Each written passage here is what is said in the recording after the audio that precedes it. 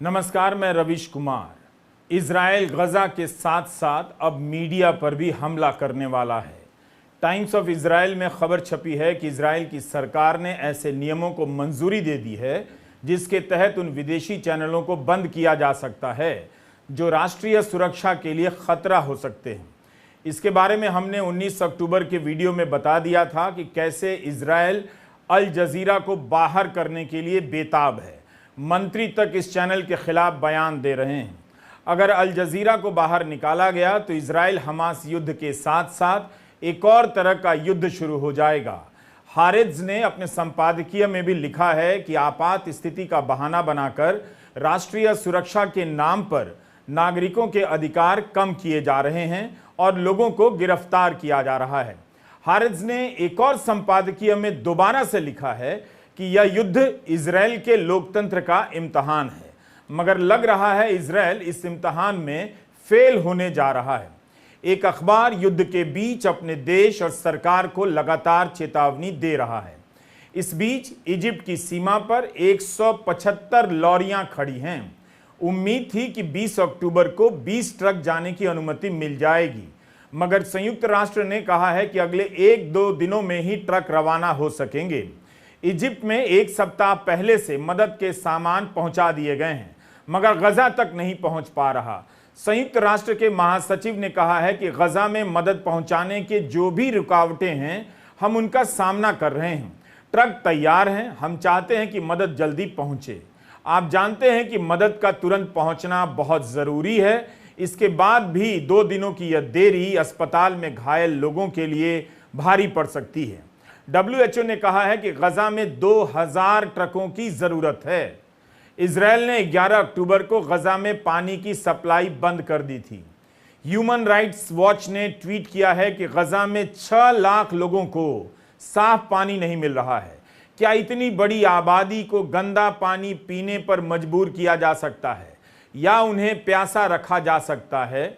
यह सब हो रहा है तो फलस्तीन की जनता के साथ संवेदनाएं जताने का अमेरिका का, भारत का या किसी भी देश का क्या असर है और इसका क्या मतलब रह जाता है? फलस्तीनी स्वास्थ्य मंत्रालय के अनुसार इजराइल ने 24 अस्पतालों को खाली करने के लिए कह दिया है। तो इन अस्पतालों में जो डॉक्टर मरीज हैं कहां जाएंगे? क्या एक तरह से उन्हें मरने के लिए नहीं कहा जा रहा? फलस्तीन का ही आंकड़ा है कि 4000 से अधिक फलस्तीनी नागरिक मारे गए और घायलों की संख्या 12,000 से ज्यादा हो गई है। मरने वालों में ज्यादातर महिलाएं हैं, बच्चे हैं। फलस्तीनी स्वास्थ्य मंत्रालय ने कहा है कि 1600 बच्चे मारे गए हैं। इजराइल को पता है कि गजा में 9 लाख से अधिक बच्चे हैं और लगातार बमबारी से उनकी जान को खतरा है, फिर भी युद्ध विराम के लिए राजी नहीं हो रहा। अस्पतालों में फर्श पर ऑपरेशन हो रहे हैं और सिर का विनेगर से इलाज हो रहा है। मलबे के नीचे कितने लोग दबे होंगे कोई नहीं जानता। 19 अक्टूबर को गजा शहर में दुनिया के तीसरे सबसे पुराने चर्च पर हमला कर दिया गया, जिसमें 18 लोगों की मौत हो गई। उधर इजराइल की तरफ से सूचना है कि उसकी सेना ने लेबनान की सीमा से लगे एक शहर किर्यात शुमोना के हजारों लोगों को शहर खाली करने के लिए कहा है। इसी तरह दक्षिणी गजा से लगे शहर स्तेरोत के लोगों को भी खाली करना पड़ा। इस शहर पर हमास का हमला हुआ था। इसके अलावा इजराइल अरब देशों के दूतावासों को भी खाली कर रहा है। समाचार एजेंसी AFP ने लिखा है कि इजराइल ने अपने नागरिकों को तुर्की से वापस बुलाने के बाद अपने दूतावास के अधिकारियों को भी बुला लिया है। बताया गया है कि विदेशों में इजरायलियों के खिलाफ आतंकी हमले की बढ़ती आशंका को देखते हुए इस तरह के फैसले लिए जा रहे हैं। खबर यह भी है कि 21 अक्टूबर को काहिरा में एक शांति सम्मेलन होने जा रहा है। इसमें 8 देश हिस्सा लेंगे। फलस्तीन अथॉरिटी के राष्ट्रपति मोहम्मद अब्बास भी हिस्सा लेंगे और फलस्तीन का साथ देने वाला दक्षिण अफ्रीका भी है और इजराइल का साथ देने वाला जर्मनी भी। तो क्या इस बैठक से कोई नतीजा निकलेगा? इसी संदर्भ में आज हम अपने वीडियो में अमेरिका, अरब देशों और भारत की कूटनीति राजनीति पर बात करेंगे। फलस्तीन को लेकर अरब देशों की इस समय पॉलिटिक्स क्या है? इजराइल की लड़ाई को अमेरिका की अपनी लड़ाई बताने वाले जो बाइडेन की पॉलिटिक्स क्या है? क्या अरब देश भी इजराइल की लड़ाई को अमेरिका की लड़ाई मानेंगे या अपनी लाइन को आगे बढ़ाकर इजराइल को एक समझौते के लिए मजबूर कर पाएंगे? इसी साल मई में जॉर्डन, इजिप्ट और सऊदी अरब ने कहा था कि 1967 के पहले की स्थिति बहाल हो, फलस्तीन को स्वतंत्र राज्य की मान्यता मिले और यरूशलेम राजधानी बने। सऊदी अरब के प्रिंस मोहम्मद बिन सलमान फिर से यही बात दोहरा रहे हैं। इस वक्त जब दुनिया बाइडेन के दौरे और अमेरिका में राष्ट्र के नाम, उनके संबोधन के असर और कमियों को लेकर चर्चा कर रही है, इजराइल के रक्षा मंत्री ने संसद में कहा है कि यह जो युद्ध है 3 चरणों में चलेगा। पहले चरण में हमास को पूरी तरह खत्म करने के लिए और हवाई हमले किए जाएंगे, साथ में जमीनी कार्रवाई चलती रहेगी। दूसरे चरण में लड़ाई कम होगी मगर जारी रहेगी। तीसरे चरण में हम गजा में एक नया सुरक्षा तंत्र बनाएंगे। वहां की रोजमर्रा की जिंदगी से इजराइल अलग हो जाएगा और इजराइल नागरिकों और गजा के आसपास के लोगों के लिए सुरक्षा की सूरत हमेशा के लिए बदल जाएगी। तो क्या यह इजराइल का प्रस्ताव है? ऐसा प्रस्ताव या इस तरह की बातें भारत, अमेरिका या अरब देशों ने फलस्तीन को लेकर तो नहीं कही हैं। क्या यह फलस्तीन की मांग का समाधान है? इसे कौन स्वीकार करेगा? क्या अमेरिका करेगा? अरब देश करेंगे? अरब देश केवल अपनी बात कह रहे हैं या वे इस बार फलस्तीन के मुद्दे को किसी अंजाम तक पहुंचने का इरादा रखते हैं या पहुंचा पाएंगे? लग रहा था कि बंधकों को रिहा करने में उनकी कोई भूमिका होगी। 13 दिनों तक इसका कोई नतीजा नहीं निकला, ना उनकी भूमिका नजर आई। यह जरूर है कि अमेरिका से लेकर भारत तक फलस्तीन की मांग पर भी जोर दे रहे हैं, उनके अधिकारों की बात कर रहे हैं, मगर इसमें अरब देशों की कितनी भूमिका है, उनका कितना दबाव है, कहना मुश्किल है। और अब इजराइल के इस नए प्रस्ताव के बाद, गजा को लेकर नए प्रस्ताव के बाद अमेरिका, भारत और अरब देश नए सिरे से क्या करते हैं, देखने की जरूरत है। लेकिन इस जंग से पहले अरब देशों और इजराइल के बीच संबंध सुधरने लगे थे।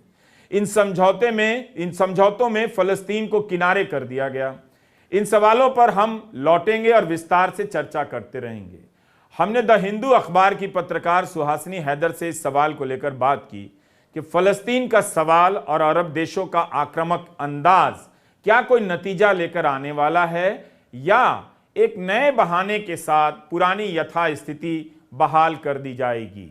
रवीश, ये मुश्किल सा सवाल है, क्योंकि अगर ये देखा जाए कि पिछले कुछ सालों में ना कि सिर्फ भारत जैसे देश या दूसरे देश इजराइल के साथ अपने संबंध बहुत करीब कर रहे हैं, चीन भी है, रूस भी है, पर जो देश पिछले 70 साल से इजराइल के साथ उनके कोई भी डिप्लोमेटिक टाइज नहीं थे, आपसी संबंध नहीं थे, वो भी इजराइल के साथ अब संबंध जोड़ चुका है।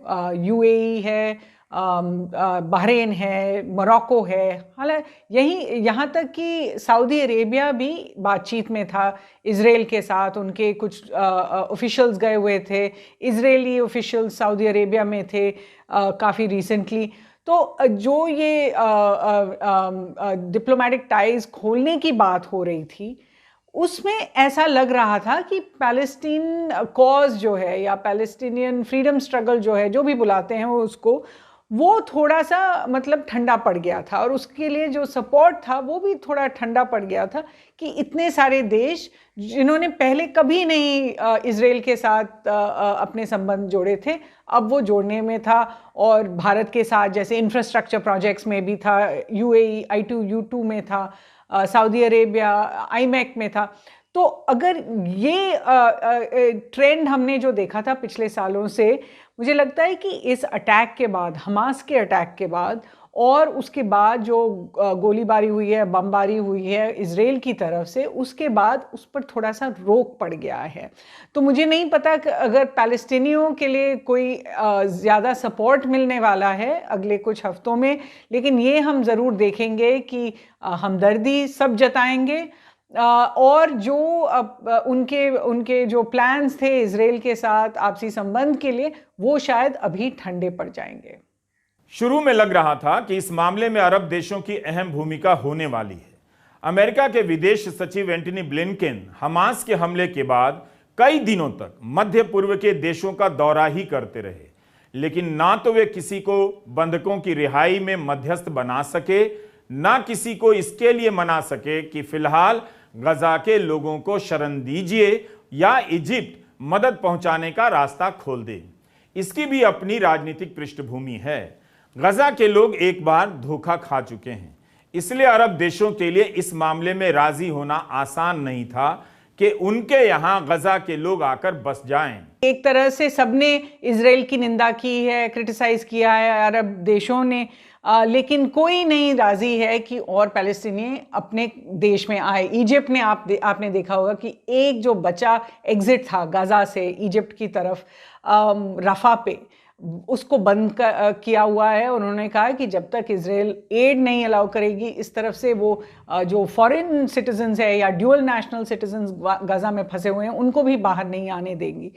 तो जैसे सारी अरब देशों ने इस तरह का रवैया अपनाया है कि निंदा करते हैं, ओआईसी में निंदा हुई है, अरब लीग में निंदा हुई है, लेकिन पैलेस्टीनियों को वो अपने यहाँ रखना नहीं चाहते हैं, ऐसा तो लगता है। लेकिन एक चीज़ याद रखनी पड़ेगी रविश कि इसका भी कोई इतिहास है। 1948 में जो पैलेस्टीनियन मानते हैं उसको नकबा बुलाते हैं कि जब ब्रिटिश फोर्सेस और यूएन के फोर्सेस ने फोर्सिबली इनको अपने घरों से निकाला था, उसके बाद वो कभी अपने घर वापस नहीं जा पाए।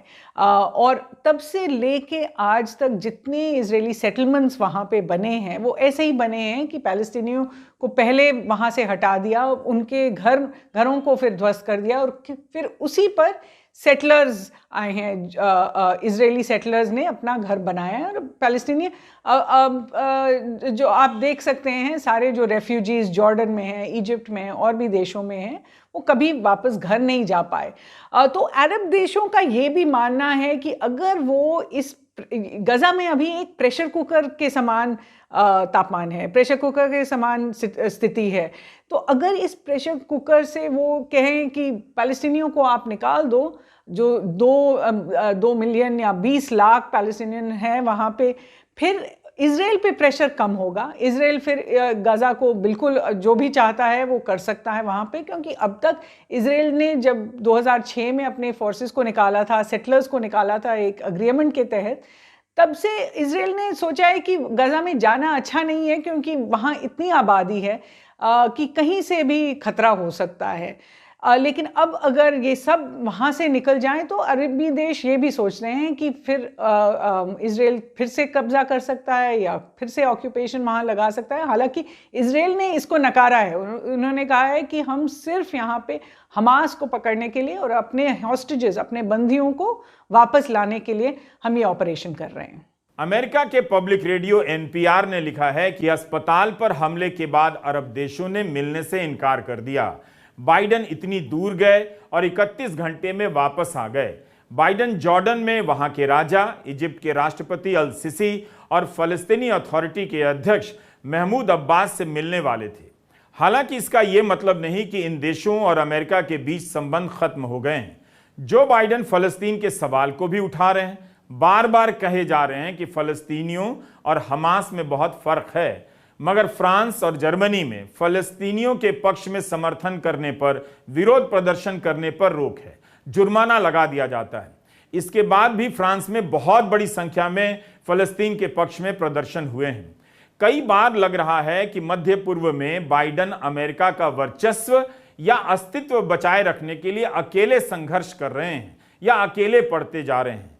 अरब देशों में चीन का निवेश बहुत हो चुका है। उनके संतुलन को साधते साधते बाइडन भी तराजू पर कभी इधर झुकते हैं, कभी उधर झुक जाते हैं। अरब देशों में फलस्तीन को लेकर भावुक राजनीति होती रही है। इस भावुकता का लाभ उठाकर कई दशकों तक अरब देशों ने खुद को मुस्लिमों का रहनुमा बनाने की कोशिश की, मगर अब यह भ्रम टूटता नजर आ रहा है। साफ दिख रहा है कि फलस्तीन को लेकर आम जनता के बीच जो नाराजगी है, वैसी नाराजगी वहां के हुक्मरानों में नहीं है। वे बयान तो दे रहे हैं, मगर बयान से ज्यादा कुछ भी नहीं कर रहे। इस युद्ध से पहले इन सभी देशों ने फलस्तीन के मसले को छोड़ इजराइल से संबंध बनाना शुरू कर दिया। जैसे इनके बीच ये एहसास हो गया था कि फलस्तीन के मुद्दे से जितना मिलना था मिल गया, जितना निवेश उसमें करना था कर लिया, मगर कुछ होने वाला नहीं।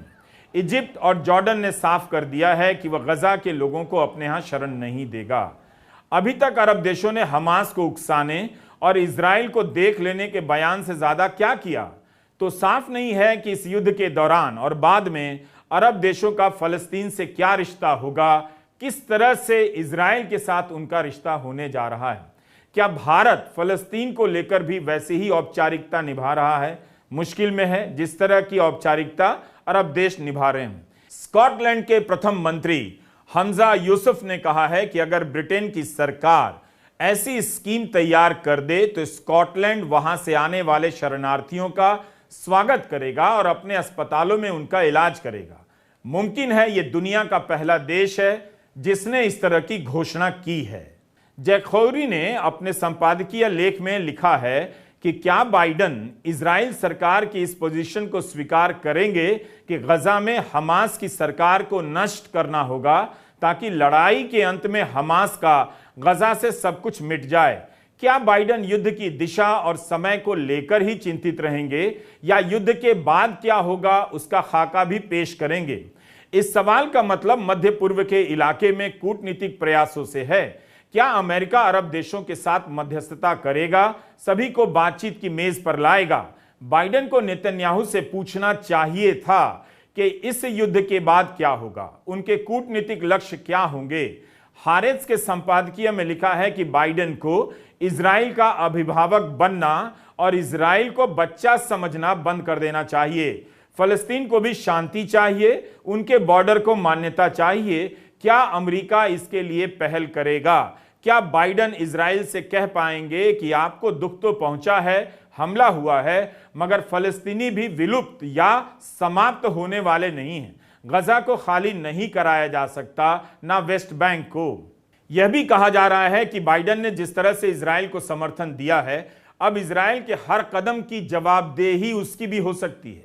इजराइल की हर क्रूरता में अमेरिका भी शामिल माना जाएगा। बाइडन ने कहा कि इजराइल की लड़ाई अमेरिका की लड़ाई है, क्योंकि अगर इजराइल हार गया तो मध्य पूर्व में आतंक फिर से सर उठाने लगेगा और यह अमेरिका की राष्ट्रीय सुरक्षा के लिए खतरा हो सकता है। राष्ट्र के नाम संबोधन में बाइडन ने कहा कि पुतिन और हमास अलग अलग खतरे दर्शाते हैं, पर इनमें जो समान बात है वो ये कि दोनों ही पड़ोसी लोकतंत्रों को खत्म करना चाहते हैं।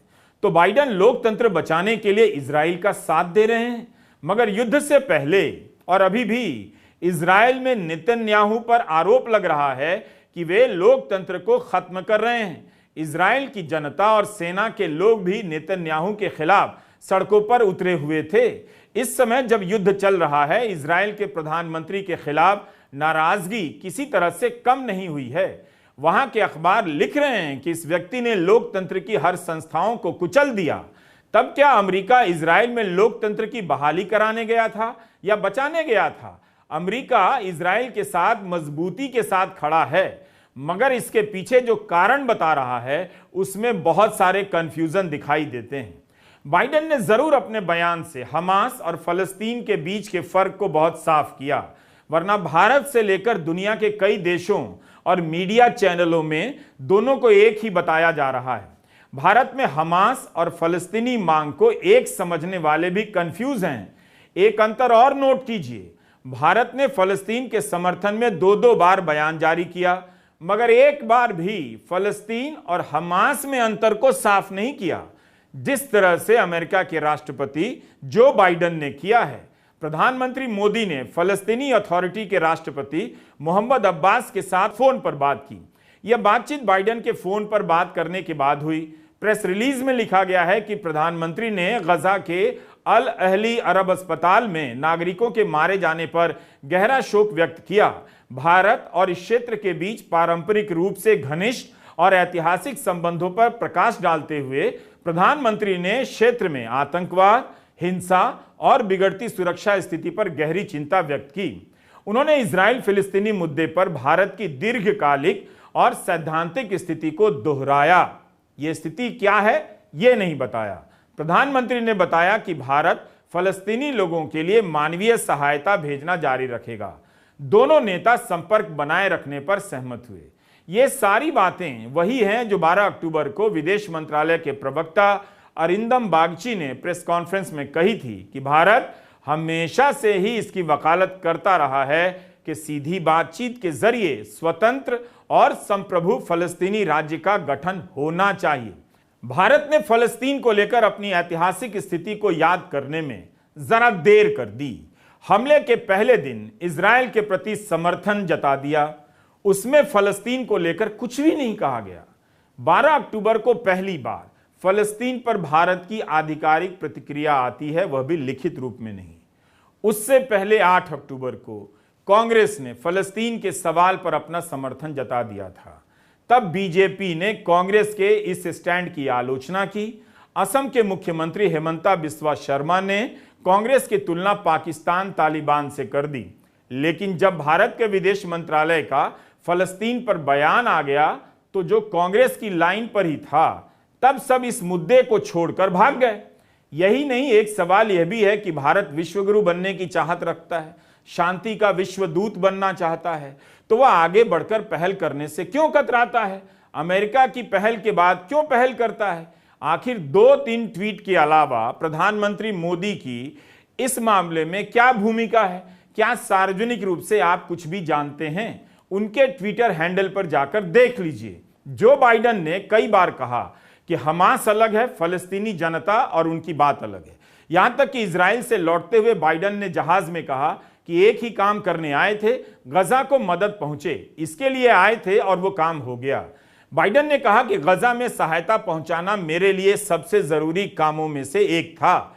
उन्होंने कहा कि ज्यादातर लोगों को नहीं लगा कि मैं ये करवा पाऊंगा और ज्यादातर लोग नाकामी से नहीं जुड़ना चाहते हैं। बाइडेन ने कहा कि मुझे लगा था कि मुझे बीबी को मनाने में और वक्त लगेगा, मगर वे जल्दी मान गए। बाइडेन ने साफ साफ कहा कि इजराइल के साथ बुरा हुआ है, मगर इजराइल के पास उन लोगों की सहायता करने का मौका है जो कहीं नहीं जा सकते, तो उन्हें ऐसा करना चाहिए। बीबी नेतन्याहू को कहा जाता है। प्रधानमंत्री मोदी भी नेतन्याहू को अपना दोस्त बताते हैं। उनकी भूमिका इसमें अभी तक नजर नहीं आई। इस मामले में बाइडेन ने एक जोखिम तो उठाया। गार्डियन ने लिखा है कि वेस्ट बैंक में इजराइल के अतिक्रमण और फलस्तीनियों के दमन के कारण बाइडेन नेतन्याहू से नाराज चल रहे थे। यही कारण है कि जब बाइडेन राष्ट्रपति बने तब कई महीनों तक नेतन्याहू को व्हाइट हाउस आने का न्योता नहीं दिया गया।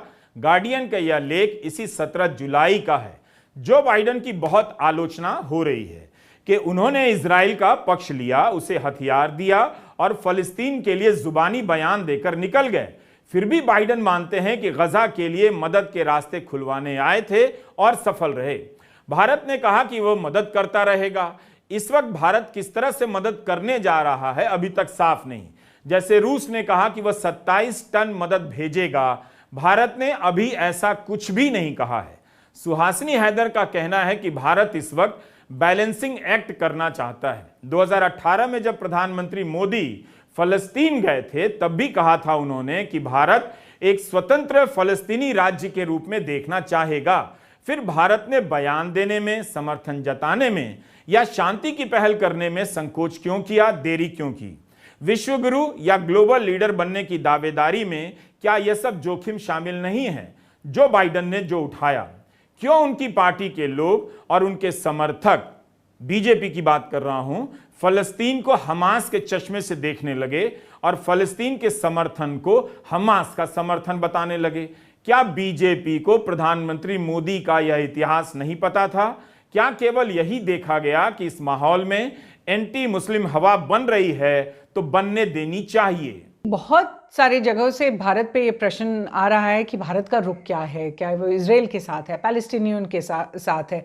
और अगर आप देखें तो पिछले 2 हफ्तों में भारत ने दोनों के साथ अपनी सहानुभूति जताई है। दोनों इजराइल और पैलेस्टाइन को के लीडर्स को प्रधानमंत्री ने टेलीफोन पे बातचीत की है। प्राइम मिनिस्टर नेतन्याहू के साथ उन्होंने टेरर अटैक्स पे सहानुभूति जताई। प्रेसिडेंट महमूद अब्बास जो पैलेस्टाइन में हैं उनके साथ जो गज़ा में जो लोग मर रहे हैं और हॉस्पिटल में भी जो लोग मरे हैं उनके बारे में उन्होंने सहानुभूति जताई। तो एक तरफ से भारत एक बैलेंसिंग एक्ट पे लगा हुआ है और अगर एक तरफ प्रधानमंत्री ने कहा है कि टेरर पे वी हैव ज़ीरो टॉलरेंस, तो वहीं MEA ने 2 बार जताया है कि टेरर पे ज़ीरो टॉलरेंस है, टेरर पे हम एक साथ हैं, एकजुट हैं। लेकिन इंटरनेशनल ह्यूमैनिटेरियन लॉ को हर देश को अपनाना पड़ेगा और हर देश को फॉलो करना चाहिए। उन्होंने ये भी कहा है कि जो सिविलियंस की जानें जा रही हैं गज़ा में, उस पे उन्होंने कंसर्न जताया है।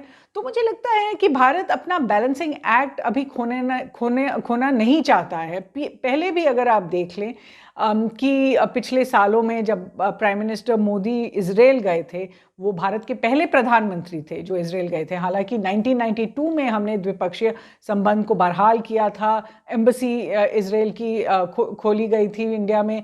लेकिन 1992 से अब तक हमने इतनी तेज़ी से रफ्तार नहीं देखा था उनके संबंधों में। प्रधानमंत्री गए थे 2017 में, लेकिन फिर 2018 में प्राइम मिनिस्टर मोदी पैलेस्टाइन गए थे। वहाँ पर उनको सम्मानित किया गया कि उन्होंने पैलेस्टाइन के लिए कितना किया है। तो मुझे लगता है कि इस तरह का जो बैलेंस है भारत रखना चाहेगी, क्योंकि भारत का जो ऐतिहासिक स्टैंड जो हो चुका है, आप नॉन अलाइनमेंट का कह लीजिए, आप किसी का भी कह लीजिए, वो है कि जब कॉन्फ्लिक्ट होता है तो भारत बातचीत के पक्ष में होता है, शांति के पक्ष में होता है। यूक्रेन में भी आपने देख लिया।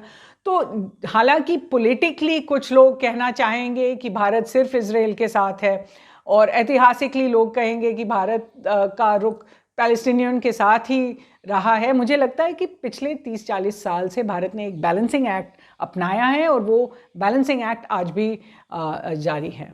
सवाल है कि हम इस संतुलन की राजनीति से क्या हासिल करना चाहते हैं, अपने लिए क्या हासिल करना चाहते हैं और फलस्तीन के लिए क्या हासिल करना चाहते हैं।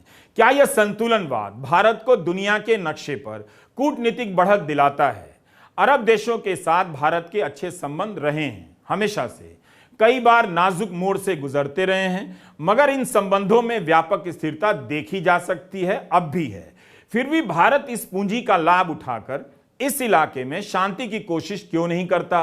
क्या इस वजह से अब बयान फलस्तीन के लिए देना है और दोस्ती इजराइल से निभानी है, इसी चक्कर में गोल गोल घूमते रहना है। रूस ने भी इस इलाके में दखल बढ़ा दी है। रूस ईरान के समर्थन में आ गया है और कह रहा है कि ईरान पर आरोप लगाना आग में घी का काम करेगा।